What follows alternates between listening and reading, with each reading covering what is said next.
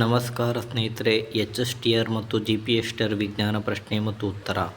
Hydrogen ಧಾತುವಿನ electron ವಿನ್ಯಾಸವು ಯಾವ ಧಾತುಗಳ electron ವಿನ್ಯಾಸವನ್ನು ಹೋಲುತ್ತದೆ?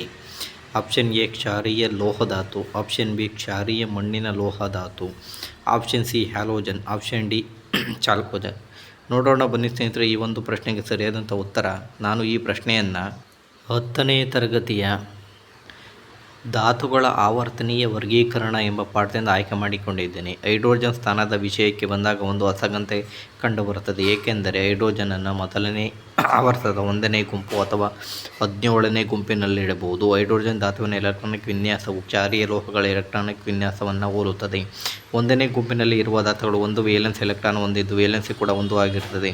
ಹೈಡ್ರೋಜನ್ ಧಾತುವಿನ ವೇಲೆನ್ಸಿ 1 ಆದುದರಿಂದ ಹೈಡ್ರೋಜನ್ ಧಾತುವನ್ನು 1ನೇ ವರ್ಗದಲ್ಲಿ ಇಡಲಾಗಿದೆ.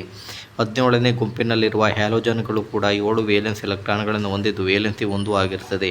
ಆದ್ದರಿಂದ ಹೈಡ್ರೋಜನ್ ಧಾತುವನ್ನು 17ನೇ ಗುಂಪಿನಲ್ಲಿ ಇಡಬಹುದು.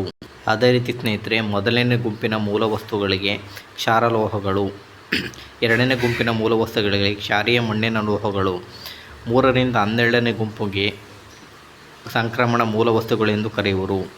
1, 2 ಮತ್ತು 13ರಿಂದ 18ರ ಗುಂಪನ್ನು ಸಾಮಾನ್ಯ ಮೂಲವಸ್ತುಗಳು ಅಥವಾ ಪ್ರತಿನಿಧಿಸುವ ಮೂಲವಸ್ತುಗಳು ಎನ್ನುತ್ತಾರೆ.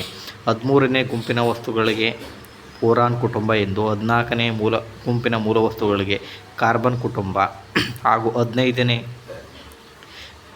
ಮೂಲವಸ್ತುಗಳಿಗೆ ನೈಟ್ರೋಜನ್ ಕುಟುಂಬ ಎಂದು ಕರೆಯುವರು. ಅದೇ ರೀತಿ 16ನೇ ಗುಂಪಿನ ಮೂಲವಸ್ತುಗಳಿಗೆ ಚಾಲ್ಕೋಜನ್ ಕುಟುಂಬ, ಇದರಲ್ಲಿ ಪೊಲೋನಿಯಮನ್ನು ಬಿಟ್ಟು. 17ನೇ ಮೂಲವಸ್ತುಗಳಿಗೆ ಹ್ಯಾಲೋಜನ್ ಕುಟುಂಬ ಎಂದು ಕರೆಯುವರು. ಮತ್ತು ಅದೇ ರೀತಿ 18ನೇ ಗುಂಪಿನ ಮೂಲವಸ್ತುಗಳಿಗೆ ಶ್ರೇಷ್ಠಾನಿಲಗಳು ಅಥವಾ ಜಡಾನಿಲಗಳು, ನೋಬೆಲ್ ಗ್ಯಾಸಸ್ ಅಂತ ಕರೀತಾರೆ.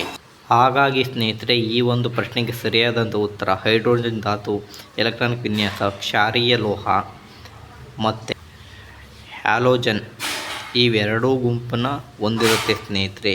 ಈ ವಿಡಿಯೋ ಇಷ್ಟ ಆದರೆ ಲೈಕ್ ಮಾಡಿ, ಶೇರ್ ಮಾಡಿ, ಸಬ್ಸ್ಕ್ರೈಬ್ ಮಾಡಿ ಸ್ನೇಹಿತರೆ. ಧನ್ಯವಾದಗಳು.